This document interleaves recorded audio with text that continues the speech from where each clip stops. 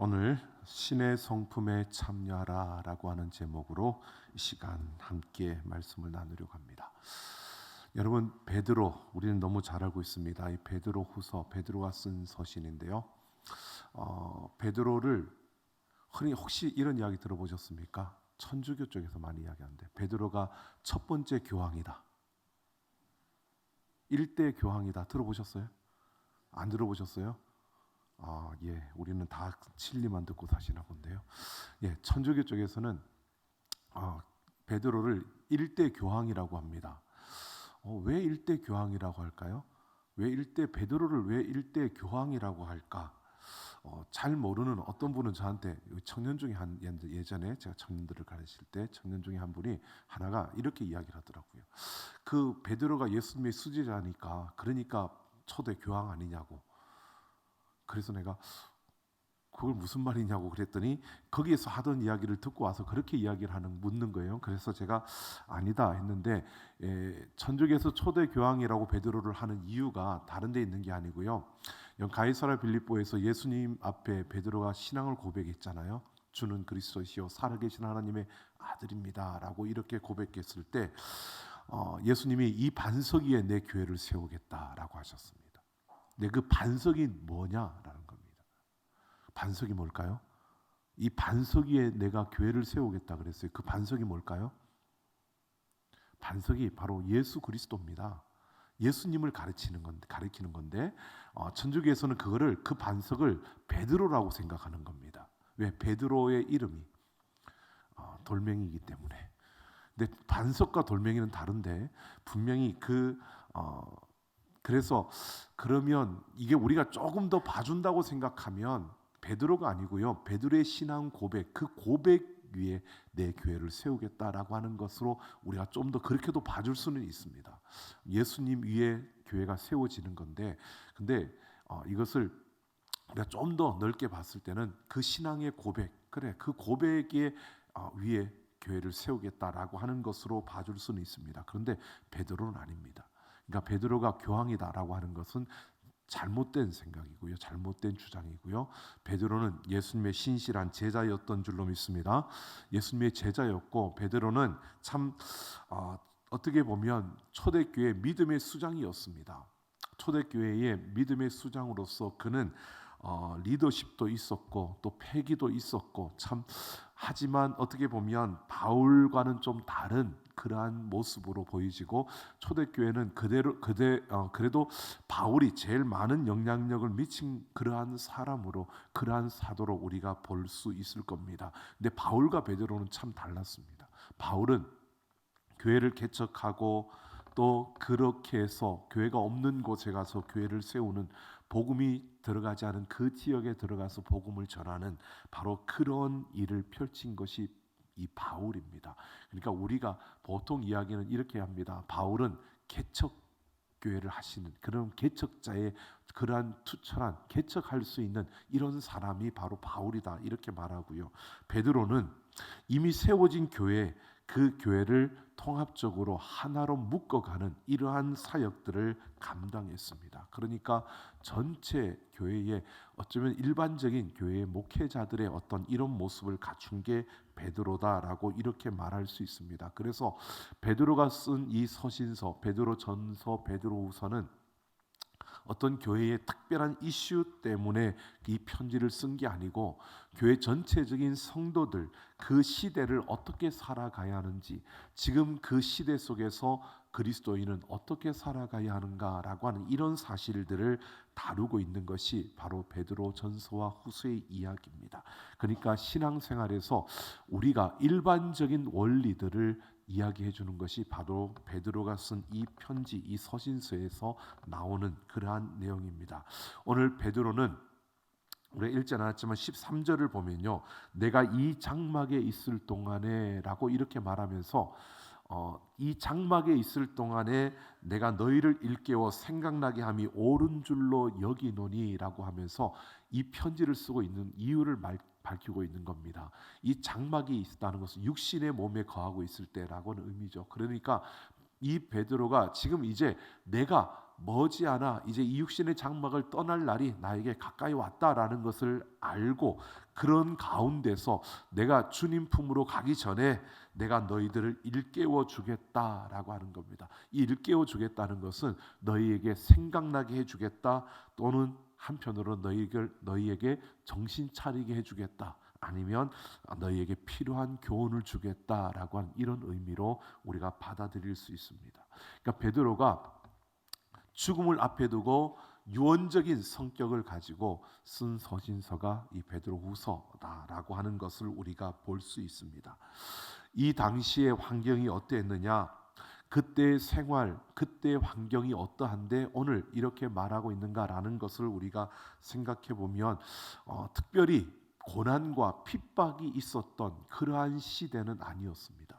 베드로가 지금 이 편지를 쓸 때는 특별한 고난과 핍박이 주어졌던 그러한 것은 아니었는데 신앙생활을 바르게 하지 못하도록 그렇게 뒤흔드는, 유혹하는, 미혹하는 자들이 많았던 그러한 시대로 보여집니다. 그래서 2장 1절에 보면 베드로는 거짓 선지자, 거짓 선생 이야기를 합니다.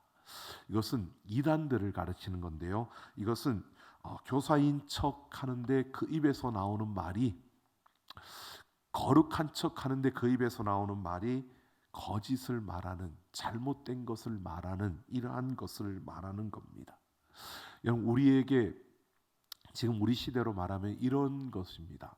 이단이라고 말하는 그러한 이들뿐만 아니라 그럴듯한 논리를 가지고 우리를 미혹하는 이들, 예수님을 믿는 우리의 믿음을 흔드는, 그러니까 그 믿음에 금이 가게 만드는 무언가 우리에게 그럴듯한 이야기를 던져서 우리로 하여금 이 믿음이 이게 진짜 맞나? 이게 정말 맞는 건가? 내가 바르게 가고 있는 건가? 그러면서 내가 가는 그 믿음의 길을 의심하게 만드는, 그리고 성경의 가르침을 왜곡되게 뒤흔들어 놓는 그런 가치, 그런 원리들을 우리에게 전하는 그러한 것이고요. 그러한 뿐만 아니라 세상의 그런 강력한 교훈들, 세상의 가르침들, 세상의 흐름들을 우리가 이야기할 수 있습니다. 여러분, 이런 것들입니다.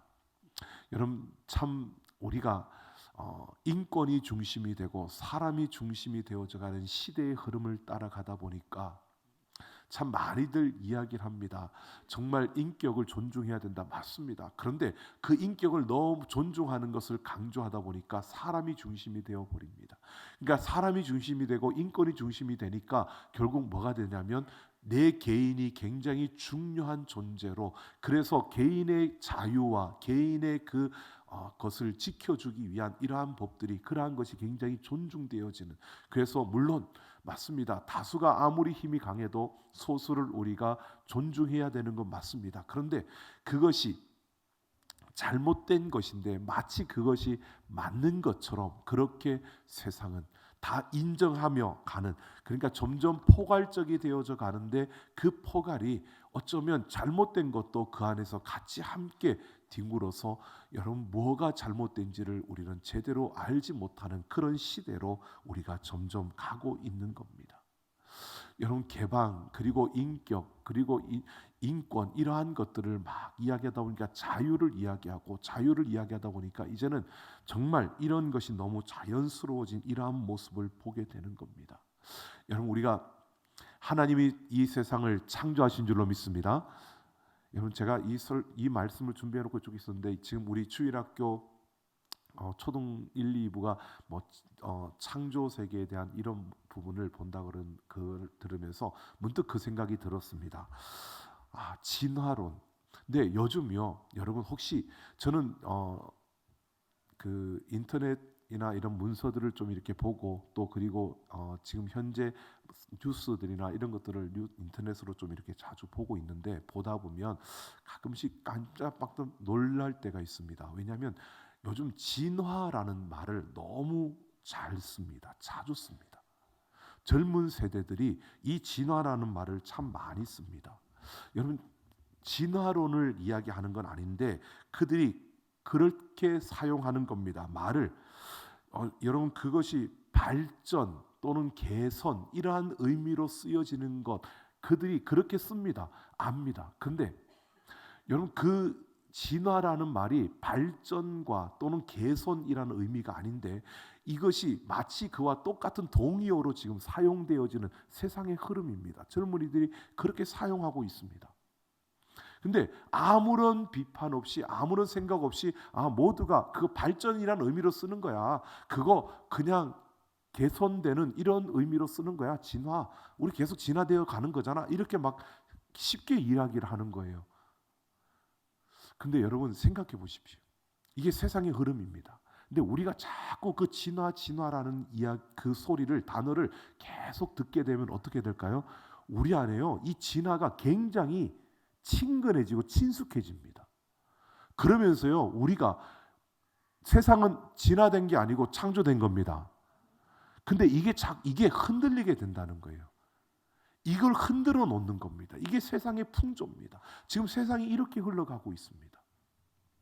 여러분 아이들에게 성을 가르친다고 말하면서 그 성에 대한 부분들 가르쳐야죠. 안 가르치고 그걸 꽁꽁 싸매오니까 이게 지금까지 문제가 됐다 그러는데 여러분 그것을 가르쳐도 너무 가르치다 보니까 또 그것 또한 반대로 문제가 생겨나잖아요.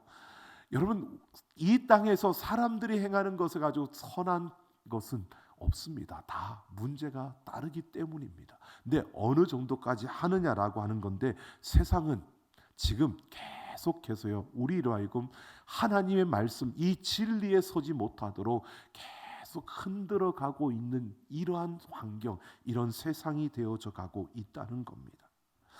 또 2장 7절을 보면요 무법한 자들의 음란한 행실을 이야기합니다. 무법한 자들, 음란한 자들을 이야기하는 겁니다. 이들은 음란을 부추기고 음란한 것을 당당하게 말하고 음란한 것이 멋있게 보이게 하는, 그리고 음란한 것을 빛나 보이게 하는 바로 이런 것들이 이 세상의 문화, 이런 것들이 지금 이 시대뿐만 아니라 그때에도 이런 것들을 통해서 사람들을 흔들었다는 겁니다. 믿음으로 살지 못하도록, 하나님의 말씀대로 살아가지 못하도록 흔드는 그러한 세상의 풍조가 있었다는 것입니다.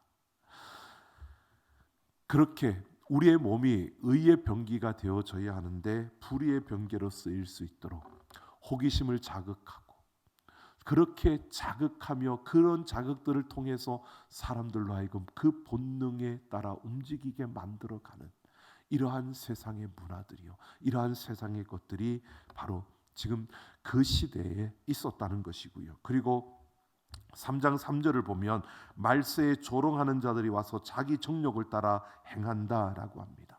이것은 심판이 없다라고 말하는 자들이 이야기하는 겁니다. 그러니까 심판이 없으니까 아주 당당하게 내 마음대로, 내가 원하는 대로, 내 욕심대로, 내 욕구대로 살아도 된다라고 이야기하는 자들입니다. 이것은 하나님을 조롱하는 겁니다. 하나님의 심판은 반드시 있는 줄로 믿습니다. 하나님의 심판은 있습니다. 근데 그 심판의 때에 우리는 다르죠. 믿지 않는 자들과 믿는 자들의 심판은 분명히 다릅니다. 그런데 여러분 심판이 없다라고 하는 이것을 가지고 마음대로 살아가고 있으니까 여러분 하박국 선지자가 참 애통해했던 것처럼 어떻게 악한 자들이 더 잘되고 저들이 의롭게 사는 자들을 그렇게 고통스럽게 만들고 힘들게 만듭니까? 라고 그렇게 외쳤던 것처럼요. 시대가 점점 그렇게 악하게 살아가는데, 그렇게 살아가는데 오히려 잘 되는 것처럼 보여지고, 그렇게 이런 일들이 일어나고 세상에 심판이 어디 있어? 우리가 마음대로 살면 돼. 내가 이 세상 여기서 잘 먹고 잘 살면 돼. 물론 우리의 지금 현재의 삶을 잘 누려야죠. 근데 그 누리는 것도 현재가 끝이라고 생각하고 살아가는 사람과 영원한 것을 위해서 오늘을 살아가며 오늘을 누리는 것과는 다른 겁니다. 세상은 영원한 것이 없고 이 땅에서의 끝이야. 그러니까 지금 내가 배불리 먹고 지금 내가 잘 살고 지금 내가 누리면 돼. 이것만을 지금 이야기하면서 그렇게 신앙을 흔들어 대는 겁니다. 베드로가 지금 이러한 세상, 이렇게 변화가고 이렇게 우리의 신앙을 뒤흔드는 그러한 가운데서 바른 신앙을 살아가고 바른 신앙의 모습으로 우리가 서려면 이게 너희들에게 필요하다. 그래서 오늘 이 말씀을 주고 있는 겁니다. 4절을 보면 베드로가 이렇게 말합니다. 신성한 성품에 참여하는 자가 되라라고 이렇게 말하고 있습니다.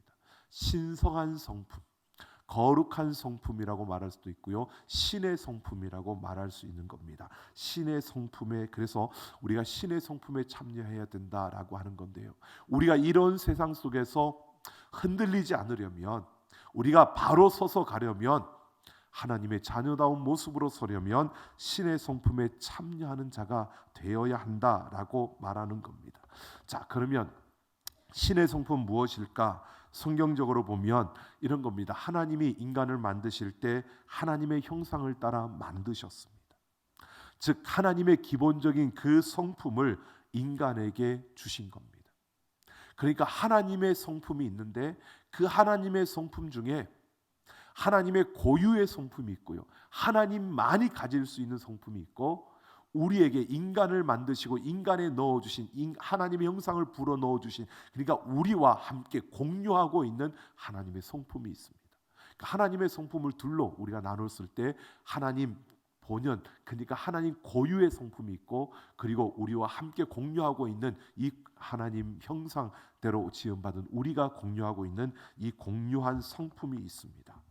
여러분, 그 하나님 고유의 성품, 이건 우리하고 다른 거죠. 무소부재하신, 어디든 계시는, 시간과 공간을 초월하신, 이건 우리는 그렇게 할 수 없지 않습니까? 그런 그 하나님의 성품은 전지하시고 전능하신, 모든 것을 알고 모든 것을 할 수 있는, 바로 이런 것이 하나님의 고유의 성품이라고 한다면, 공유한 성품이라는 것을 우리가 타락한 인간이 그러나 예수 그리스도 안에서 우리가 회복된 그 하나님의 형상을 우리가 생각해 보면, 바로 성경에서는 그러한 부분들로 이야기할 수도 있습니다. 빛의 자녀들, 빛의 열매라고 말하는 바로 착함, 선함과 의로움과 진실함, 바로 이러한 것들이 하나님의 성품으로 우리가 함께 공유하고 있는 이러한 성품들이라고 말할 수 있습니다.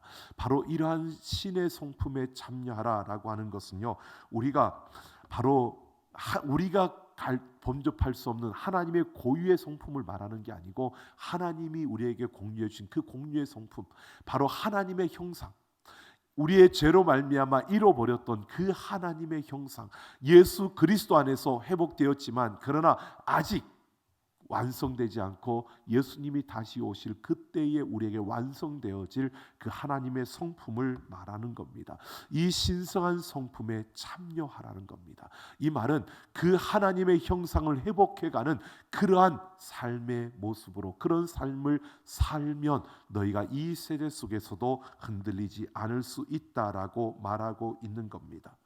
여러분, 그런데 이 신의 성품에 참여하는 것, 이것은 그냥 어느 날 한순간에 내가 짠 하고 변화되는 이러한 모습을 말하는 게 아니고요, 이것은 꾸준하게 계속해서 이루어가는 과정을 이야기하는 겁니다.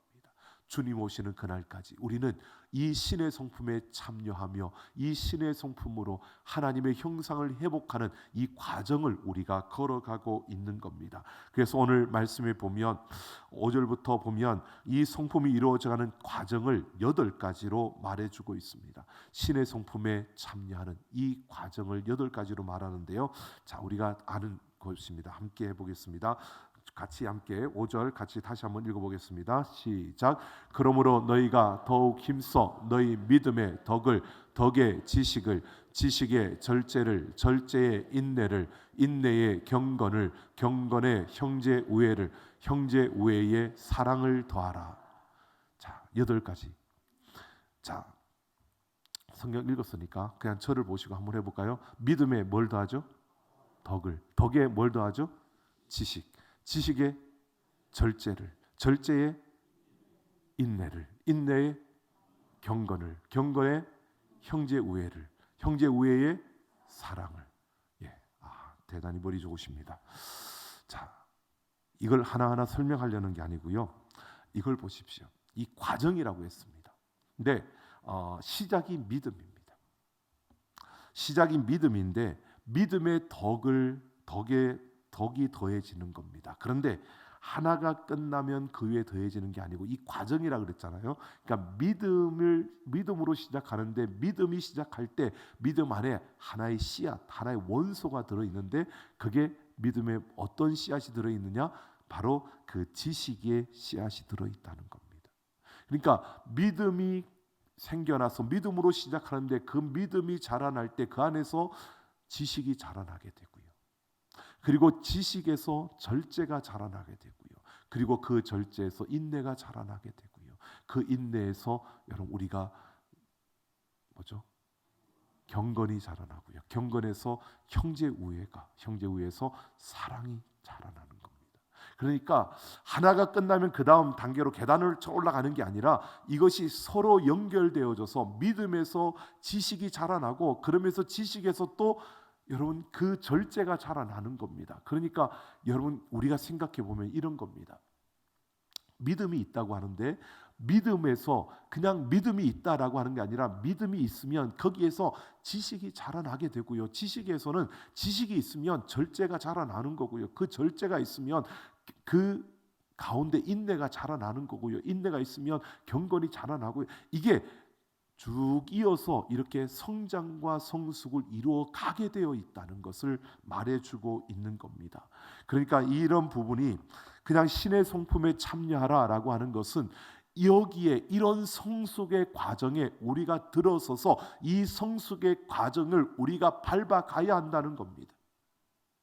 그러니까 우리가 한 번씩은 돌아봐야 합니다. 내가 믿음이 있다고 하는데 내가 정말 하나님 나라에 대한 하나님에 대한 예수 그리스도에 대한 지식이 나한테 있는지 그리고 그 지식에서 내가 우리가 생각해 보면 이런 겁니다. 절제한다라고 하잖아요.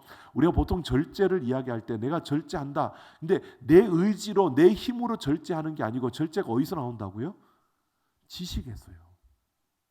그러니까 내가 알 때 절제가 되어진다는 겁니다. 그러니까 우리는 드러나는 것으로 생각해서 내가 어떤 의지적인 결단을 할 때 내가 절제할 수 있다고 생각하는데 그 의지적인 결단 자체가 지식이 주어지고 그 지식이 나한테 일어나질 때 내 안에서 그러니까 믿음과 지식이 있어지고 그 안에서 우리 안에 절제함이 더하여지는 겁니다. 계속 그렇게 주어지는 겁니다. 그러니까 우리가 이것을 한번 이렇게 생각을 해보면 우리가 형제를 사랑할 수 있다는 것이 우리가 사랑할 수 있다는 것이 그냥 사랑이 되어지는 게 아니라는 겁니다. 이 과정을 쫙 거쳐서 우리 안에 성장과 성숙이 이루어질 때 진정으로 우리가 형제를 사랑할 수 있는 그런 모습으로 설 수 있다는 겁니다. 이런 과정을 우리는 계속 밟아가고 있다는 겁니다. 이런 과정을 계속 밟아갈 수 있어야 우리가 세상의 그런 풍조에 세상의 그런 공격에 우리가 당하지 아니하고 흔들리지 않을 수 있다라고 하는 겁니다. 자, 이런 신의 성품에 참여해야 되는데 오늘 말씀을 보면 3절에서 보면요. 그의 신기한 능력으로 생명과 경건에 속한 모든 것을 우리에게 주셨다라고 하고요. 4절에서도 그 지극히 큰 약속을 우리에게 주사라고 합니다. 여기서 주셨다, 주사, 주었다 이 두 단어가 똑같은 단어인데요. 주었다고 하는 거죠. 이 주었다, 우리에게 주었다라고 하는데 이것을 원문의 정확한 의미를 보면 선물을 주었다는 겁니다. 그러니까 이 신의 성품에 참여해 가는 이 모든 과정을 이 성숙의 과정을 우리가 하는 게 아니고요. 우리가 하는 게 아니라 이 모든 주도권이 하나님께 있다는 겁니다. 하나님의 주도로 이 모든 것이 이루어진다는 겁니다. 이 신의 성품에 참여하여 성장하고 성숙하는 것이 바로 하나님께서 우리에게 선물로 주신 것이다라고 하는 겁니다. 그러니까 하나님이 우리에게 선물로 주신 것에서부터 그 믿음에서 우리가 시작해 가는데 하나님이 선물로 주신 그 약속, 지극히 큰 약속, 생명과 경건에 속한 모든 것, 그 약속으로 말미암아 우리가 신의 성품에 참여하고 그 안에서 계속해서 성장하고 성숙해 갈 수 있다는 것입니다. 여러분, 우리에게 하나님이 큰 약속을 주셨기 때문에 영원한 그 하나님 나라에 대한 약속을 주셨기 때문에 이 신의 성품에 참여해서 바로 그 씨앗을 가지고 우리 안에서 믿음이 여러분 지식과 이 모든 과정을 이루어내면서 사랑에 이르기까지 여러분 성장하고 성숙해 가는 하나님의 성품이 우리 안에서 멋지게 자리 잡는 이러한 모습으로서 갈 때 우리는 세상의 그 어떤 풍조에도 우리가 흔들리지 아니하고 설 수 있다는 겁니다. 여러분 신의 성품에 참여하는 자들이 되기를 원합니다. 그래서 우리 안에 하나님의 그 성품이 회복되어지고 하나님 앞에 든든히 서가는 그 하나님의 성품이 우리의 안에서 멋지게 자리 잡는 그러한 역사들이 우리한테 일어나야 한다는 겁니다. 이것이 신의 성품에 참여하는 자의 모습입니다. 네, 또 한 가지를 우리가 봐야 합니다. 8절입니다. 8절 우리 다시 한번 보겠습니다. 시작. 이런 것이 너희에게 있어 흡족한즉 너희로 우리 주 예수 그리스도를 알기에 게으르지 않고 열매 없는 자가 되지 않게 하리라. 자, 게으르지 않고 열매 없는 자가 되지 않게 하는 바로 열매를 맺게 하기 위해서 이곳에 참여하라는 겁니다. 내가 신의 성품에 참여하면 어떻게 되느냐?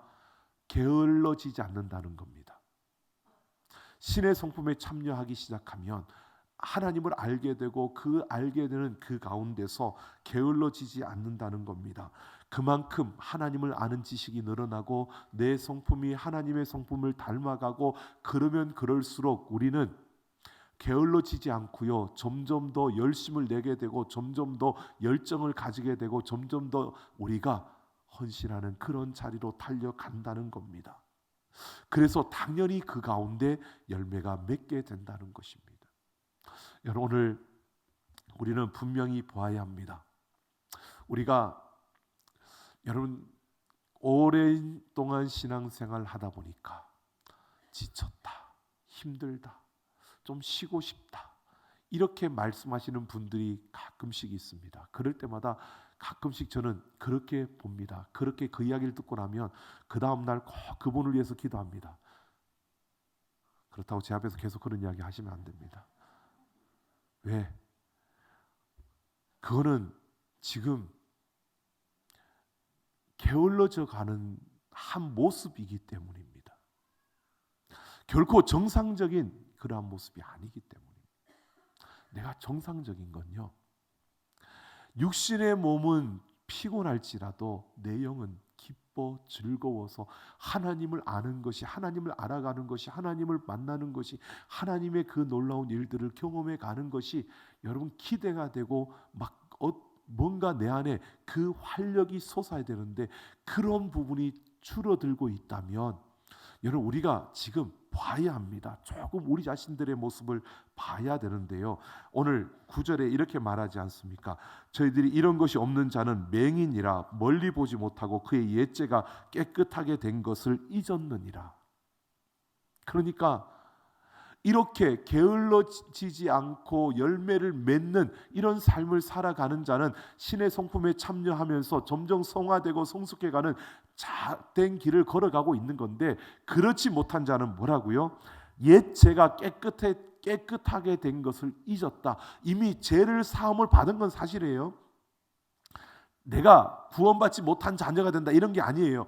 내가 구원받은 자녀인데 내 죄가 씻음 받았는데 그것을 잊어버리고 산다는 거예요. 너무 오래도록 신앙생활 하다 보니까 이젠 지쳤어. 이제 좀 쉬고 싶어. 이제 쉬어야 될 것 같아.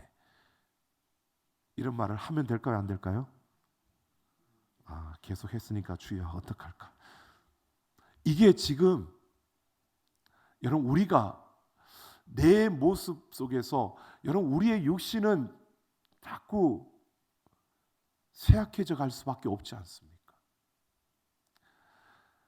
글자를 하나를 봐도 인상을 찌그릴 수밖에 없는, 잘 안 보여서 점점 더 안 보여져서 이제는 책도 그냥 들어야 되는, 책을 안 읽고 요즘 듣잖아요. 잘 모르시나요? 요즘 젊은이들은 책을 안 읽고 책을 들어요. 읽어주는 그 프로그램을 가지고 그냥 듣고 있어요. 성경도 요즘은 안 읽고 듣는데요. 근데 여러분 우리가 듣는 게 잘못됐다는 게 아니고요. 우리가 정말 우리의 육신은 시간이 지나가면 점점 쇠약해지는 거 사실입니다. 그걸 인정해야죠. 인정 안 하는 게 잘못된 거죠. 인정해야죠. 서글퍼지긴 서글퍼지더라고요. 예전에는 그런 생각 못했습니다. 근데 얼마 전에 어느 한 권사님이 아우 우리 목사님이 벌써 60 그, 그 말을 딱 듣고 나니까 그날 밤에 얼마나 마음이 아프던지요. 아 내가 이렇게 됐나? 근데 빨리 인정하고 받아들이는 게 내가 살 길이라고 생각했어요. 그럼 그렇지. 그렇죠. 살아야죠. 그게 맞는데 어떡하겠습니까? 근데 우리가 생각해 보면 이게 결국은 그런데 우리의 영은 날마다 강건해지기를 소망합니다. 육신은 그렇게 되어지더라도요. 우리의 영은 강건해져야 됩니다. 그래서 우리의 영은 점점 더 하나님이 하시는 놀라운 일들을 기대하며 우리의 영은 자꾸 더 그런 하나님의 놀라운 일들을 향해서 더 힘써 나아가는 그런 우리가 되기를 소망합니다. 여러분 신의 성품에 참여할 때 우리에게 그런 역사들이 일어난다는 겁니다. 육신은 조금 힘들어서 우리가 천천히 걷게 될지는 모르지만 우리의 영은 더욱더 하나님을 닮아가는 그 성품으로 오히려 완숙함과 오히려 그 성품의 그 풍성함을 가지고 여러분 그런 부분 있잖아요. 저는 그 KFC 앞에 서 있는 그 할아버지 저는 그분을 볼 때 참 마음이 좋았어요. 나도 저렇게 늙어가면 좋겠다라고 생각했던 얼굴이 그 얼굴인데 자꾸 이상한 얼굴로 바뀌어져서 가끔씩 제가 놀랍니다. 거울을 보다가 원로 목사님 왜 저 앞에 있지? 네. 나는 KFC의 그 할아버지를 닮고 싶었는데 자꾸 이쪽을 닮아가는 바람에 제가 조금씩 놀랍니다. 근데 여러분 우리가 생각해 보면 그런 것이 있는 것 같아요. 육신의 몸은 조금 쇠약해져 가더라도요. 우리의 영이 살아나고 우리가 하나님의 그 영원한 것을 바라고 그 영원한 하나님의 역사들을 경험하고 하나님의 놀라운 그 큰 은혜들을 경험하고 그 깊이에 들어가면 들어갈수록요. 우리의 모습이 하나님을 닮은 모습으로 온화함과 그 풍성함과 부요함이 우리에게 일어날 줄로 믿습니다. 여러분 우리가 그렇게 됐으면 좋겠습니다. 그래서 시간이 지나가면 지나갈수록 정말 그 사랑이 더 그리워지고 그 사랑이 정말 아름답게 보여지고 그 모습이 더 정말 보기 좋아 보이는 그래서 더 그 분에게로 더 가까이 가고 싶은 이러한 모습들 여러분 이것이 우리의 삶이 되기를 원하고요. 우리가 신의 성품에 참여하는 그 걸음을 통해서 바로 이 세상 속에서 더 이상 흔들리지 않고 우리의 영이 하나님의 성품을 온전히 닮아가는 그래서 우리를 통해서 하나님이 보여지고 예수 그리스도의 그 아름다움이 전해질 수 있는 그러한 역사가 일어나기를 예수님의 이름으로 축원합니다.